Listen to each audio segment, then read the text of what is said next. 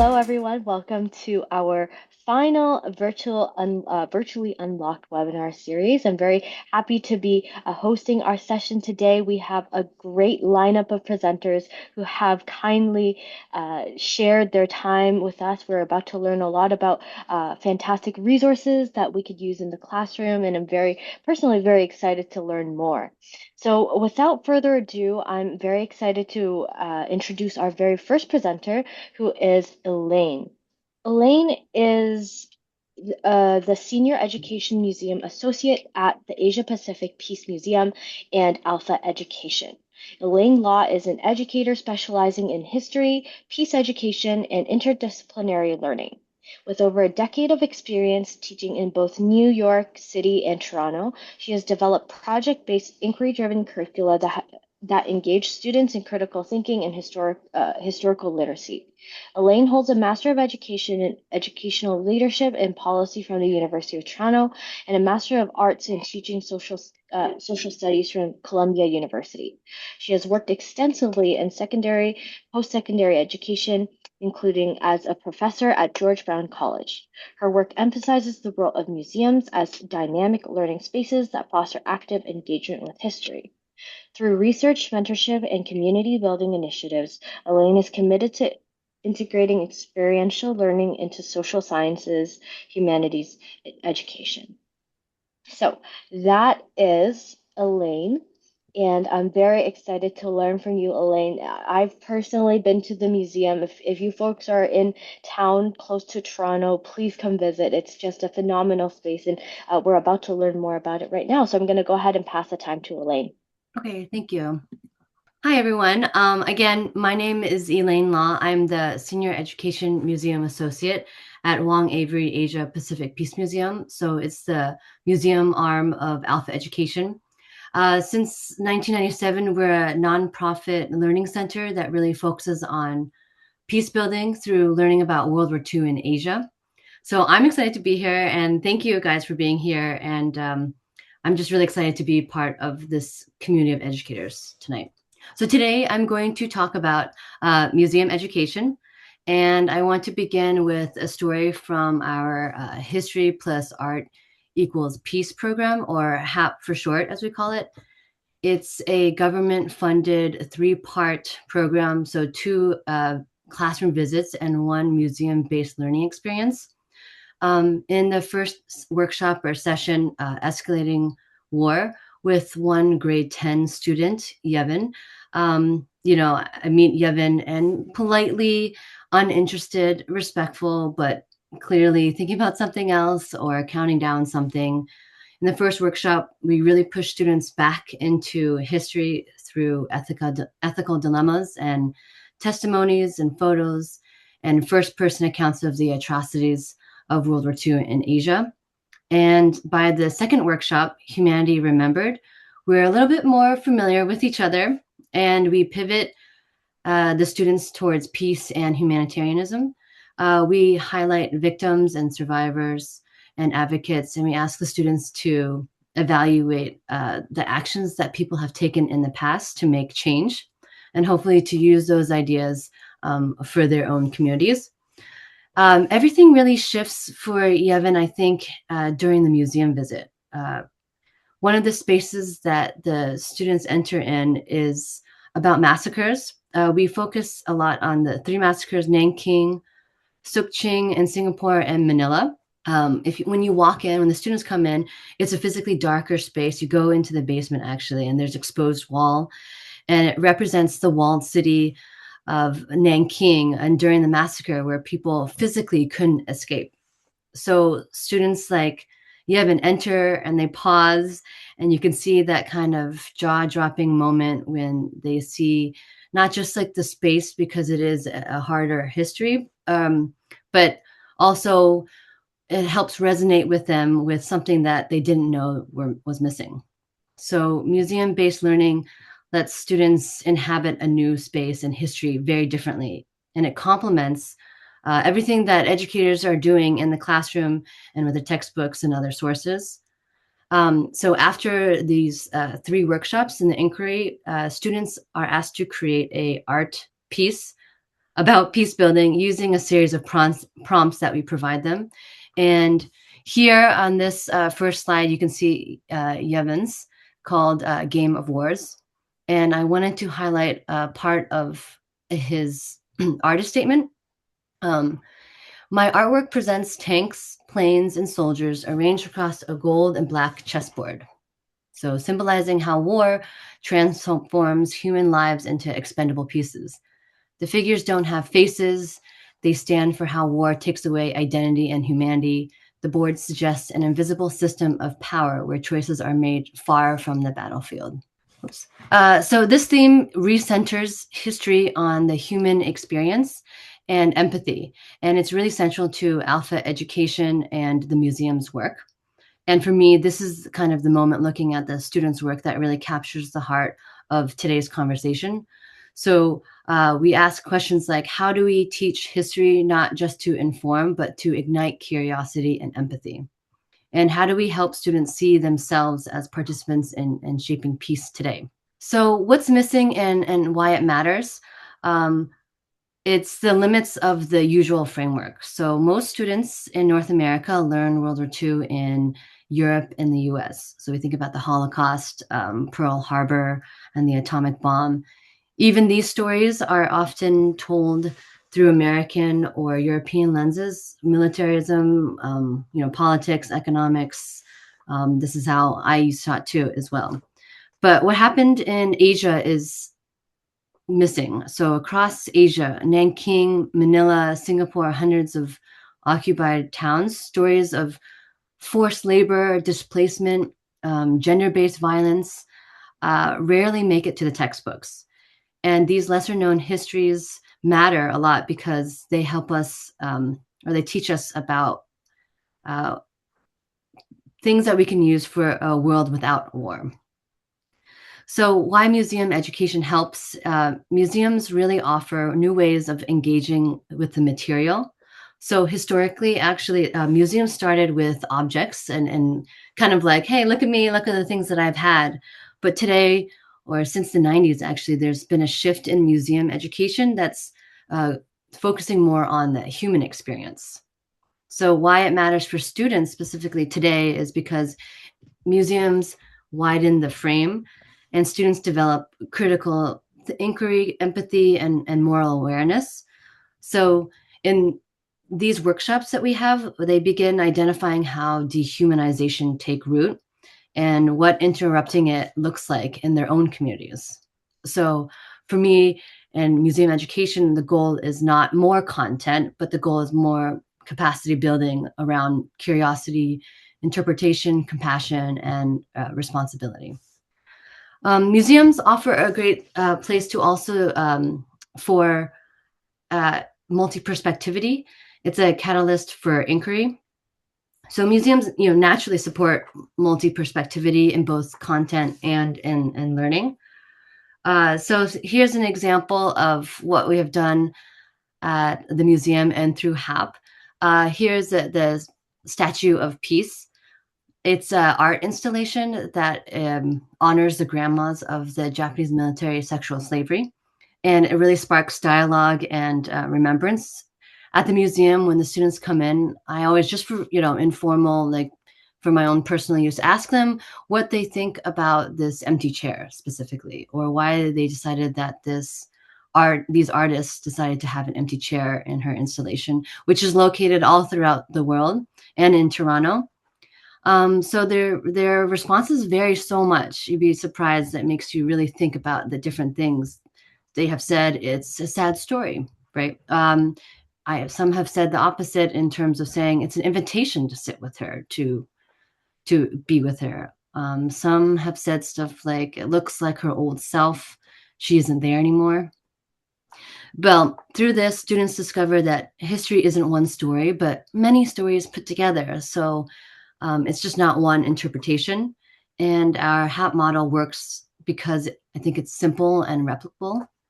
So we always begin with questions, and I think it's good practice in terms of getting students to start thinking about or framing their thinking. So some examples that we have used is, what does it mean to heal after violence? Um, who hasn't been included and why? Um, our lens is thinking about how is justice achieved? Is it possible even? Um, but then we also think about humanizing the history through primary sources. So we use testimonies, propaganda posters, photos, letters, um, and we emphasize not that we don't want to shock students, but to offer dignity and depth. And by the end, all the students are saying, wow, people need to hear this. It's a shock that people haven't heard about this in the first place. And then the importance of peace education also bridges the past to the present.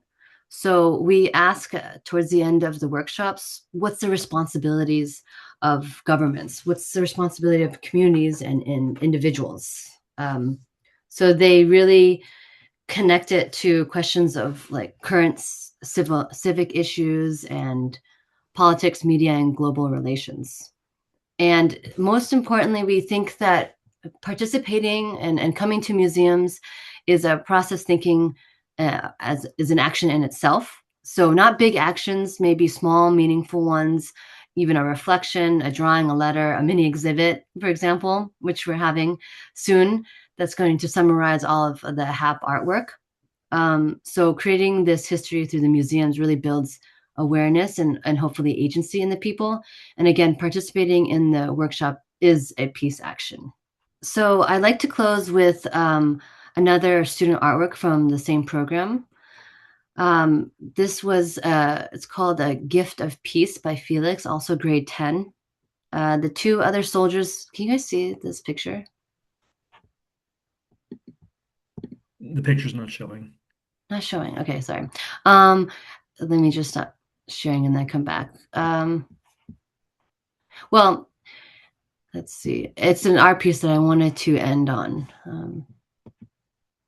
Well, I guess the powerful piece is the statement. Really, it comes alive. It's actually about it's two soldiers sitting beside it, and they're cold and they're empty and they have lost color, waiting for the gift of peace to reach them. So there's a child giving them something, and then the soldier is coming to like it's colored. So the student says, "My artwork is a reminder that peace doesn't start with something big. It can begin with one person, no matter the size of the impact they're trying to make. The smallest gestures still start a chain reaction that brings hope and peace to others." So, like Yven's work, this reflects, discovery, empathy, and a moral imagination. And it's the moment where students move from passive learning to personal meaning making here.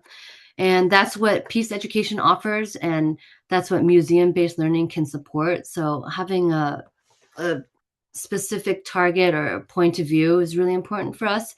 And we don't want to glorify the past or shock students with the atrocities, but to really help them understand their role in shaping the future. So really, that's concludes my presentation, and I really hope that we can talk more about potential partnerships, resources, classroom strategies. We're doing really exciting things at Alpha Education and the museum. So it'd be great to talk more with you all on possible partnerships. Fantastic, and thank you so much, Elaine, for sharing your expertise. I personally loved how you approached the resources and the workshops through a student perspective. I thought that was very refreshing, and just to see how students would experience it. And the artwork, I know Alpha has a lot of resources that integrates art, which is such a crucial element to the social sciences and humanities. So hopefully we can continue to learn from you, Elaine, and if everyone has a chance to visit the museum, but also look at Alpha Education's incredible resources. So thank you so much, Elaine. I'm going to pass the time to Sarah. Okay. Well, thank you very much, everyone. I'm going to introduce our second amazing presenter. So this is Haviz Printer, and he is the Senior Coordinator for Educational Programming at the Archives of Ontario. He's received his Bachelor of Science and Bachelor of Education from the U of T before completing a double master's at the Institute of Education at University College London. Hafiz has been an educator for over 16 years, with experience teaching in Canada and internationally. He is a recipient of the Prime Minister's Award for Teaching Excellence and a former Jackman Humanities Teaching Fellow. Prior to joining Prior to joining the archives, he was the educational specialist at the Aga Khan Museum. Hafiz has a great interest in experiential and game-based learning, and he's here to share his thoughts on designing education board games for the classroom. So I'm going to pass it on over. Thank you very much. I'm looking forward to this. Thank you so much, and thank you for the wonderful introduction. I'm just going to pull the slides up if I can get maybe Sarah, you can let me know once that's popped up on screen. Huzzah. Okay, so first and foremost, thank you all for taking the time to join for today's session, which is going to be looking at board games, a practical guide to create games for your class. For those of you watching on the YouTube channel, feel free to pause at points. I'm going to be giving out prompts, and the goal is to just show you how to create a board game for the classroom space. And so, what is it we're going to try and accomplish for today? Well, three big goals. Most of it's going to be that last one, but the first is to understand the difference between gamification and game-based learning. From there, we're going to talk about and identify how games can impact learning in the classroom. And then finally, as I mentioned, we're going to go through a step-by-step process so that way it demystifies how to create a game for your class. So if you have a notebook and a pen, feel free to grab one of those right now. And, I had this lovely introduction right now, so I can skip most of this. One thing I do want to add to this is, aside from being an educator, I'm also a giant nerd. And so I have a twin brother who's a librarian. So between him and I, we got kids covered. Um, we run our own indie board game company, and I'm an indie board game designer as well. So these are just a couple of the things that we've put out in the meantime. So as we're talking about games, I can share a lot of the different things that I've learned along the way so that you can avoid some of the roadblocks and bumps that I did. Now, we have these two different terms. We have gamification and we have game-based learning. And a lot of times these are used interchangeably, but they are different. And I wanted to dive into this just quickly before we began the main process so we could get a sense of what it is that we're talking about. Now, many of you are probably already familiar with gamification. So if you've used an app like Duolingo or even Kahoot in the classroom, these are tools that use gamification, which is essentially pulling elements from games and then using those. So things like leveling up, getting a high score, streaks, badges, points, earning rewards, and things like that. These are all aspects of gamification. Now, game-based learning focuses more so on actually using games for learning in the classroom. And these could be board games, so more analog, which is what we're going to be talking about today. Or it could be video games as well too. There's some wonderful ones that are out there, as well as simulations. And so this is what we're going to be focusing on today. Now, we're going to talk a little bit about learning and why is it that board games make for a good pedagogical tool? Well, if we dive back and we think about, well, what is learning? Well, how do we approach learning? Oftentimes, it's a combination of these core things that we're seeing up on the screen, right? Learning is social. We co-create, we co-construct our knowledge. Oftentimes, the things that are novel, the things that are experiences, are the ones that stick in our mind a lot more. If you think back to your own experience in school, odds are the field trips are the things that jump out to you most often, and that's because they were an experience and they were novel. Oftentimes, we prefer more active forms of learning and less passive. If we learned anything from the pandemic, we've learned that just sitting there passively being told information sucks. Feedback, as we all know as educators, is really, really important. And then the application of these skills. And so, how does that fit with board games in general? Well, let's take a look at each one of these. So, for the social, when you're playing a game, you're playing with other people. You are actually creating something together in front of this board. It's also novel. How often are you playing games in the classroom or board games in the classroom? So it has a break from that every day-to-day approach to teaching. Um, the experience. This is one that I think is really key. Now, as social studies and history teachers, oftentimes we're covering content from decades ago, if not centuries ago. If I'm a student, I used to teach high school. If I was a 16-year-old, why do I care about this event that took place 2 centuries ago? Well, if I create an experience for you and I put you in role, and now you are responsible for things that are taking place at that time, we are building a personal connection to that. And we know learning is drawing on prior knowledge. So as we move forwards, as we're jumping into the textbook, looking at later concepts and themes, I can draw back to that experience and build upon it. Games are great as an example of what if histories. You can get students to play an event, and then you can jump to the textbook like, do you want to see what really took place? And now they're invested and they're critically analyzing, well, they did this and I did this. And so that's why they lost in real life, but they would have done better if they did this, this, and this, which is really fantastic when you're doing debriefs.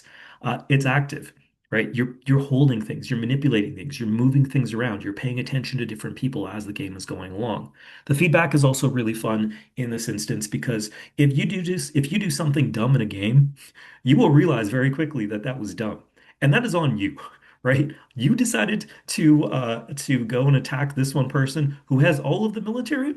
Well, the next turn, they are probably going to make it very difficult for you. But that's the decision you made, and you can see what the outcome is as a result. And oftentimes when we're playing a game, we're applying these different skills, right? We may have some historical empathy. There is definitely things like planning taking place, predicting taking place. You're making decisions as you're going along. And so through a game itself, we're able to hit on all of these things to make it a really rich learning experience. Now, there's a caveat.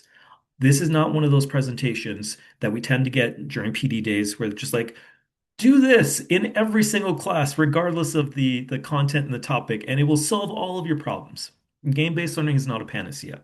It is a tool that you can add to your toolkit, but if used in interesting ways, it can really engage students and transform the learning experience.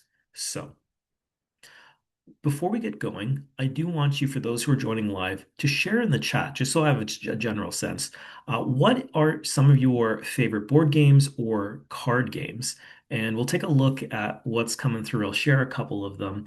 Um, so I'll give you maybe 30 seconds just to add that into the chat.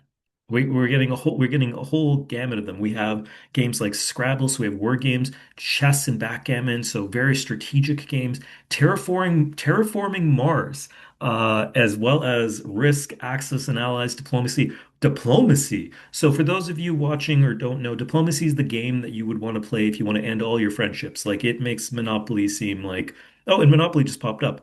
Wingspan. Okay, so we have a good collection of games that are coming up, Boggle and Scrabble. Um, these are great. There's a game that my partner and I really enjoy called Patchwork. It's a two-player game that we used to play during the pandemic. There's also another really fun game called Watergate, where one of you is playing as Nixon and the other person is playing as the reporters trying to expose Nixon, and it's this tug of war to try and to be the one to come out on top. Wonderful. Feel free to continue adding your your favorite games into the chat. So let's jump into how to create a board game. Well, this sounds like a pretty big task, but the nice thing about this is it's actually not too dissimilar to creating a lesson plan or a unit plan. So let's go through the process. The main part is the planning part of it. We're trying to think through what is it we're trying to teach. So the first is to identify the topic that you want to cover. Okay, great. I'm looking at this one thing. Now, I'm going to brainstorm everything about that. What are the things, the key things that I want students to know? So maybe it's looking at the people, the ideas, the events, the impact that was taking place as a result of the whatever topic it is that we're focusing on. And then I want to think about my approach. So we're not even getting to games yet. This is just what you do when you lesson plan. I have my content, and now how do I take this and create it and put it into a way that students can engage with it in the classroom, that pedagogical content knowledge. And then afterwards, the debrief. What um, what do I want students to consolidate in their learning, having now gone through this? So, all of this is stuff that you as educators do all of the time. You're very well versed in this, which is fantastic. So, we're going to take a look right now at how do you now take this part of it and then move it to the final part where you're creating a game. And I mentioned at the beginning, if you wanted to take a notebook, if you wanted to have a pen with you or pause if you're watching virtually, feel free to do so. And you can jot down ideas. So is there a topic that you're thinking about, maybe I would like to create a game for? Jot that down in your notebook. Do a quick, if you're a list person, do a quick list. If you're a web person, do a quick web. Jot that down. Over here, I have an example of one. So we actually we do PDs at the Archives of Ontario for educators. All of our programming is free, by the way. And we did a full day on game-based learning, where by the end of it, everyone had created their game. And so over here is a brainstorm. The topic was looking at the Great Depression, and so they came up with this clever name, Poor Us. And they brainstormed everything in and around what was going on. And so we have the key material that needs to be covered. So again, you can do that into your notebook if you like. And then the next piece is, well, what's the outcome? What is it that we want students to understand? And the final piece now is where we're putting on our designer or game designer hats, in addition to our teaching hat. And this is the experience. What experience do I want students to have as they are playing this game? So you've jotted down your topic, you brainstormed the content, and we're thinking about, okay, how do we now translate this into an activity for the class? Before we think about the activity, which is going to be our game, we want to think about what is it we want the students to experience. And so here's an example of that. One thing that I found when I was teaching high school students, especially when we were doing like world history, was it would always boggle their mind why, out of nowhere, it seemed this one group or this one country or this one army decided to backstab their alliance. And so I wanted them to see when I was creating a game, and I'll show you an example of that a little bit later on. Um, why is it, or to understand that alliances are strategic? They may not seem logical, which is a difficult concept. So, what's the experience I want students to have? Well, I want them to feel a sense of tension, sneakiness, cleverness, planning, maybe some negotiating in there as well, too. So, these are the things that I want to keep in mind as I'm thinking about how do I want to build out my game. These are the things I want to try and pull out, get the students to engage with and to do. So, that brings us to our mechanisms, the mechanics of your game. This is how your game works. And I didn't want to just throw us into this. So what we're going to do is we're going to take a look at a few examples. Some of the examples are ones from the games people listed earlier when I asked what are some of your favorite games. And so let's take a look at Monopoly. And that came up several times in the chat. Well, how does Monopoly work? What's the mechanism? What is the things that people do? Monopoly is known as a roll and move game. You roll the dice and you move around. And that rolling is something that is a good thing to include if you have different experience levels amongst your players, or if you have young players, young students. The reason for that is a game that is very skill based, like chess, which was another one that came up as a favorite game in the chat. If you have an experienced chess player and a brand new chess player, the experienced one will crush the brand new player. The randomness of the die make it so that they're on an even playing field. So it's a roll and move game. It's also a set collection game. And you can see that down over here with the different properties, right? You were trying to collect different properties, but you're also trying to collect all the different properties of the same color, because only then can you start building in those spaces.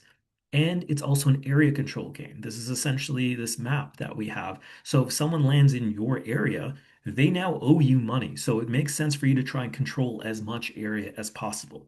So these are the mechanics that make Monopoly work. Well, what about something like Clue or Cluedo? Um, this is a game where there's hidden information, right? You have something that your opponents don't know. In fact, the game hides information from you. So you don't know what your opponents have, but you also don't know who the murderer is. So you now need to apply deduction. You need to try and figure out who, what your opponents might have, but also who the murderer is. So these are the ways that Clue works. And I believe Clue also has a roll and move as you go along there. Let's move forwards to some more modern games. Something like Pandemic. Pandemic is a game where you're playing as scientists and doctors and such to try and stop a global plague. This is a cooperative game. Everyone is working together towards a common goal. So you are playing against the game, not really against one another. And to make it interesting, each player has their own special ability. And so as you're working together, you need to figure out, okay, when's the best time for this person to use their ability and this person to use their ability. Last but not least, another more modern game. This is Ticket to Ride. Ticket to Ride is a game where you are building train routes across the country. You're playing on this map. And the way that this game works is you have an individual goal. You'll have a little card that says build a route from Montreal all the way to St. Louis, for instance. And so that's your goal. You want to try and place your trains all the way along there. It's also a resource management game. And by that, what I mean is you have a certain number of things. You need to figure out the best way to deal with them. In this case, it's cards. Cards with different colored trains on them. You need to get enough of a certain kind of train to build out your track to be able to meet your individual goal. And that's how this game works. And so this again is how your game will work. How are you going to take the content and make it into something actionable? So let's practice this right now. I want you to, so we picked our topic over here, we picked our theme, it's politicians, politics. And so in the chat, and for those of you at home, feel free to jot it down in your notebook. I want you to just share what are the things that come to mind if you were thinking about politics or politicians. Again, keep it PG-13, people, as we're adding things into the chat. And so I'm going to give you, say, a minute for this, or maybe 30 seconds. Just jot down what comes to mind. Um, and I'll read these out as they're coming along as well, too. So we have noble, we have goal-oriented. Any other thoughts when you're thinking about politics or politicians? What are the first things that come to mind? Just any words that come up. Leadership, laws, rules, debates, graft, corruption, divisiveness. Yeah, these are all great. Struggles are also there. Committees. Yep, lots of committees. Wonderful. Feel free to keep adding into the chat corruption. Okay, so negotiating. So these are great. So we have our theme, we have kind of the content that we want to focus on. So we're kind of going through a quick process of what we would do when we're thinking about our main topic. Now, if you were to think of a mechanism, something that you could use in a game to help get across some of these ideas. So, for instance, something like corruption or something like leadership or noble goals. What are different kinds of mechanisms, things that you could do in the game that would help this come across? And again, we looked at a few examples earlier. You can draw from any of those. So I'll pause again for around 30 seconds and feel free to add into the chat. So suggestion, resource collection to maybe gain support for an idea. So someone suggested fact checking. Now, how would you do that in a game? What would that be as a mechanism? Is that people all voting to see if that's something that's true? Okay, we could do some trading of information. Maybe there's some unique skills for each person. If it's a cooperative game, so again, if we're working towards a specific goal, maybe building up a city. These are a few that I marked down over here. So your game could include bluffing in the game. It could have bidding in the game. You can have resource management, which is what came up in our chat. You could have trading, which also came up in the chat. Set collection, maybe you're trying to earn the most neighborhoods or the most groups to kind of back your campaign. You can have hidden goals, and these could be noble goals or these could be corrupt goals. It could be a cooperative game, which was also suggested. Maybe you're all working together to better the city or the community or whatever it is you're working on. It could have hidden information. It could also have bribery in the game if we wanted to move towards that corruption that came up earlier on. So a lot of different ways, many different ways to slice the cake, really. And so this is good. You've had the chance to explore mechanisms and how we could tie them to content. So we've now thought about our content. We've thought about the way we want students to feel. We've come up with mechanics, so the way that what people are going to be doing in the game, how they're going to play the game. We also want to think about the end goal. What is it that we're trying to accomplish by playing this goal? So if I'm a student, who am I? What am I trying to do? How do I win? And there's many different ways for this as well too, and I've listed a few over here. So you can see maybe it's the first player to reach X or the last player to Y, maybe to survive. It could be the player with the most something, the most gold, the most influence, the most art, anything like that. Or maybe you have to be able to destroy Q. I mentioned pandemic earlier, being able to eradicate this plague to be able to win together. I have an example for you. So, this was a game that I made for the classroom, and then it ended up turning into something that became published. And so, in this game, Baghdad, the player with the most influence through a combination of wealth, cities, and land by the end of 8 rounds is the winner. So very clear at the beginning of the game, this is what you need to do to be able to win. And it can be really helpful for students to know this so that way they have a direction to move towards in a game. So again, for those of you who are at home, if you want to pause, and if you've been going through and doing your brainstorm and thinking things out, think about your mechanics. You can jot a few of them down and then think about how you would end your game. How would you win? What is the goal? And you can pause and jot those down. After that, we want to talk about the realities of the classroom space. There's definitely some constraints that you have to work with, you have to deal with. Time is a big one. So if you're making a game for the class, you want it to be able to fit within a block. You also want to make sure that you have enough time for the debrief at the end and for the explanation in the beginning. And for that reason, you want to make sure that your game can play in around 45 minutes and that you can explain how the game works in under 5 minutes. You can't really be making a big complex game because it'll take forever. You also want to make sure that your game can play many different people. You're going to be making this for the class. And so for building out all the resources, if you can build less, that's probably better. If you can do 4+ players, then you're only making a handful of games. But if it's 2 players per game, you're making dozens of them. In that same vein, same thing with components. So components are things like the board, dice, tokens, little cubes, cards. The less of these you can use, probably the better. But that's up to you. You can decide on what works best for the kind of game that you are making. But keep some of these things in mind as you then start to plan out. Where did my mouse go? Plan out this next part. So we're going through the process, idea, content, mechanism, how are we going to make this real? How do you win this game? So now we're going to think about how does the game play? And this isn't the rules. This is just, again, if you were to imagine in your mind this game, what would a turn look like? Um, what are the kinds of decisions that players will make? And is there any uncertainty in the role, in the way that they're playing? So, for instance, maybe different when you're pulling up cards, you have your own cards and only you can see them, no one else can see them. So, I don't know what you're going to do. You don't know what I'm going to do. But if we're playing cards, we can try and figure things out. So, in a negotiating game, for instance, there's information that I have and you don't have, and we're trying to play these things down, and it leads to uncertainty, which leads to interesting decisions as the game is going along. So, again, feel free to pause, jot down your responses and your thoughts to that. After that's done, you want to come up with your rules. So, you want to sit down and write your rules out. And what I like to do when I do this is I have the name at the top. This is what the game is called. You don't have to give it anything fancy. It could literally be like War of 1812 game. Underneath that, you want to write down how you want players to feel. So again, we talked earlier about our game where we want them to feel clever, and we want them to feel plotting, and we want them to feel a little sneaky. Well, I'll have that there so that I can think about that. Then you want to list your components. What are all the different things that are in this game box or that I need to go and collect? So that way you can make sure after a game is done, you have everything ready.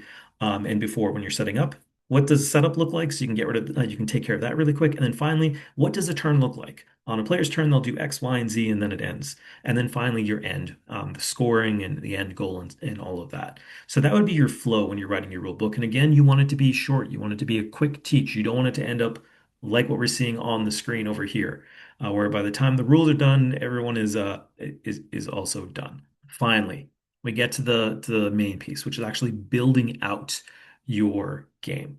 So you can see on the right-hand side over here is a prototype. This again is from that PD we did at the archives on game-based learning. And what you want to create is known as an MVP, a minimal viable product. This is the smallest version of the thing that you can make to test it out. So for instance, say you made a game and it needs 100 cards. For you to test this, do you need all 100 cards? Can you make maybe 15 and play a few rounds with the 15 and it'll give you a sense of if this is working or not? You also don't want it to look pretty. This is something that you're going to be marking up, that you're going to be testing out, that you're going to be changing. So if you're spending loads of time on Canva trying to get the perfect font, the perfect icons, and things like that, don't worry about that early on. Test out. You can see over here we used flip chart, markers, some cutout pieces of paper, and some stickers, those dots that you can get from the dollar store to build this prototype. And then you're going to play it. You are not going to bring your first version straight into the classroom. I'll say this now, making a game for the classroom, it is definitely time and resource intensive, but the payoff is really great because once you're done, it's something you can use year after year after year. So what you want to do is maybe gather around a few other teachers and get them to play the game, get them to test it out, give feedback. Teachers are great to do this with because they know how to give constructive feedback. And then you can iterate and you can change and you can shift. And once it's at a good place, then you can go to Canva and you can add in all the different icons and images and all of that and have it ready to go that you can then bring into the classroom and play with your students. Now, that is a lot of information in a very short amount of time. And so at the archives, we're here to help. We have a bunch of different things that can help you if you're trying to build out your own game. So, for instance, if you Google Archives of Ontario, the first thing that pops up, we have curated exhibitions. It gives you the background content. It has primary sources, which are great. You can pull primary sources and use them to make things like your cards, your background story, whatever else it might be, your characters. Um, there's something called Wikimedia Commons. This is, if anyone's used Wikipedia, where the media of Wikipedia comes from is there. And so if you, again, Google Archives of Ontario plus Wikimedia, our site will come up. We have over 8,000 high resolution, fair use images from our collection that you can use. We also have a Flickr page where they're organized by albums. Um, After this, definitely go check it out. Go take a look at the old war posters that we have, because some of them, one, graphically beautiful, but two, really interesting. They can spark ideas. Now, I've been talking throughout the session about the fact that we do Teacher PD, which again are free. In the summertime, we run a Summer Teacher Institute. It's a week-long intensive PD, but it's meant to feel like we got feedback from a teacher that said it's summer camp for teachers. Each day is themed on something different. So, for instance, we have a museum day. We go to the Gardner Museum. We go to the ROM. We do something called Murder at the ROM while we're there. We have an we have Bringing History to Life, where we do a historical walking tour of downtown Toronto, but we also then make a film with TIFF. And then we have a day where it's all game-based learning. The entire day is how to incorporate games in the classroom, and we do a game jam. And that's what you're seeing over here, where you actually create your game. And so you'll have gone through all of these different steps that we talked about in a group, getting feedback. So that way you'll have done it once before. So it's not as scary to then do again. I believe I'm getting close to the end of my time over here. So what I wanted to do is just quickly say thank you for taking the time to have me share a bit about bringing games into the classroom space. And at the tail end over here, talking a little bit about the archives. I've listed the website over here if anyone is interested in checking that out. And I have a QR code as well too. If you just wanted to scan that, it'll take you right there. We're also on social media. And so if you are a history person, which it's OHASTA, I know you are, we post very frequently on there. Great images, stories to go along with them. Highly recommend following us on Instagram and some of these other sites. And so with that, I am going to actually stop sharing and toss it back to Sarah. Thank you, and personal connections. I think now with AI and kind of reframing our classrooms, we're starting to see kind of what's really important, and it is those skills of being critical thinkers and being social and making connections with the people that are in front of him. I just want to give everybody an opportunity to ask some questions, if that's okay. I don't know if anybody has any. I can start us out. I was just thinking, when you see teachers using games in their classrooms, after they're done playing the game, have you noticed any strategies or ways that they kind of consolidate or kind of get a sense of what the students had taken from the game? I don't know what those kind of conversations have looked like, but Yeah, absolutely. So I'm going to take this in two directions. The first one is um, a lot of times teachers will try and create games if they're creating games for the classroom that are similar to games that they've played before. And so I asked earlier, what are some of your favorite games? What are games you've played? And there's a lot of classic games that are awesome that were in there, right? We have Scrabble, we have Monopoly, we have things like that. It's helpful, much like a writer. The more that you read, the better a writer you're going to be. And so everyone's homework for today is to go off and play board games this winter break, because it's going to show you interesting things that you might be able to incorporate. A lot of times I'll see teachers recreate Monopoly and they'll just rename all of the things that are on there. At the end of the day, when your students are playing that, they're essentially just playing Monopoly, even if you've reskinned it. And so you want to think about if you're bringing games in the classroom, is it purposeful? Which brings us to your question, how do you then engage with this with students after to make sure that the learning salient, it sticks? That's where the debrief comes in. Never skip the debrief. Once it's done, ask students. So I get them to play in groups again as well too. So say you have a class of 25, I might have 5 games going on. I'll get them just to share, hey, what was the winning strategy? What did you do? And so they'll be like, I did this, this, and this. I'm like, okay, what were some of your hurdles that you faced? And other students will be like, well, this person did this and this, and then I didn't have enough money to be able to do this, and I spent all of my money trying to win over these nobles, and they were useless, and the peasants rose up. And it's like all of these things actually just emerge from them based on their experience. So a lot of what I would try and do is get them to pull that out. And it also depends on where you are with using the game in the class. Is the game being used to introduce a topic? I mentioned before, what if histories? And so the card that I showed with the lovely people on the camels and things like that, I created a game when I was teaching internationally about the fall of Baghdad and the rise of the Seljuk Empire.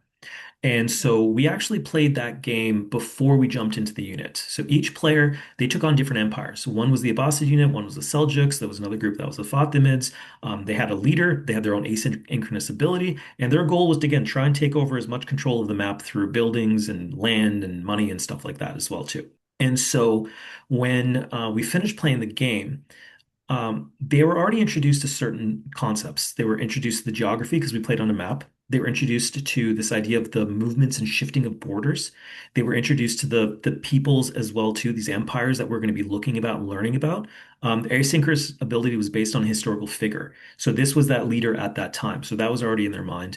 And then at the end of it, there's something to be said about competition. Students love to win. And so you can use that against them. You can be like, hey, do you guys want to see what really happened? Now they're eager to dive into the textbook.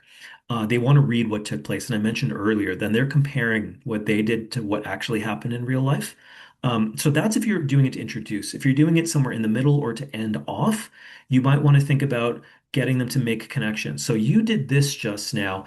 Does that seem like something that we talked about earlier? How does this connect to what we saw with the Fenian raids, for instance? And so then they are trying to draw connections between what they were doing and what was going on earlier in the term. Um, and so just making sure you're building that time for dialogue and having some reflective questions. The game is only useful if you debrief it. If you just bring a game into the classroom, even if it's well thought out, it's subtle, but you need to make those like A to B connections. You need to make it explicit. And I think that really drives home the learning from that game. Um, yeah, sorry, I can get a bit rambly and also love talking about this stuff. So I'll pause there, but feel free if I'm losing the plot to cut me off. No, no, I love the passion. It's amazing. Now Christina did say, do you and your team ever come to school to teach these skills and offer feedback if students create games? Yeah, so I do travel, so I'm the only educator at the archives. And my role is kind of split. I'm also the exhibition person. So we do free field trips to the archives. One of the programs that we have is for grade 6, 7, 8, where it's on the fur trade. It's actually a game where they take on the role of fur traders. So if you don't want to create a game, you want just students to engage with, you can come to us. We'll just do it. All of our programming is free. But we do these PDs. So if you wanted us to come to your school, depending on distances, we may be able to come and actually do it. Or if you have a PA day or a development day and you wanted to come to the archive, which I recommend because I'll take you into the vaults. We can go check out the really cool stuff. We could just do it on site. Again, walk you through the process. In regards to getting students to create their own games, the process that we went through right now was more so for educators to create games. You can get students to create games. That's actually how I fell down the rabbit hole. I was working on a unit and we ended up finishing a little early, and I had a few days before the end of the term. So I'm like, okay, you guys are going to make a game based on what we've been covering. And I got 30 different versions of Monopoly, and I realized I did not model or scaffold this at all. And so let me learn a little bit more about it. And that's when I started figuring out, oh, okay, like decisions are important and this is important. They need to be exposed to these different things. Um, I know there's the entrepreneurial class that's coming up. This is actually a really great way if you wanted to build this as an activity for students to do. You just need to really scaffold it to make sure that they're thinking about what aspects are you including, that they have to include certain primary sources, that they have to include certain historical perspectives as they're doing it. It would take a lot of time. Now, if you're teaching the business class on entrepreneurialism, this could be their product. You need to think about your audience. You need to think about your packaging. You need to think about your cost and your production. All the fun stuff that I do as an indie game producer, could be something that's done in the classroom in that regard. But generally, I would recommend the teacher building it and having it as something in the class rather than the students doing it, just because it does need students to be able to have experienced different kinds of games, and there's always that time crunch that goes on during the school year. So it could be a little bit frazzling, especially if it's your first go through it. Yeah, does anybody else have any questions? Or for Elaine as well? Yeah, I have a question. Yeah. Yeah, this question is for Elaine. I know that the museum is in Toronto and that's very convenient for us, but I know we have a number of educators that are not quite close to Toronto. So are there opportunities for there you go, Butch.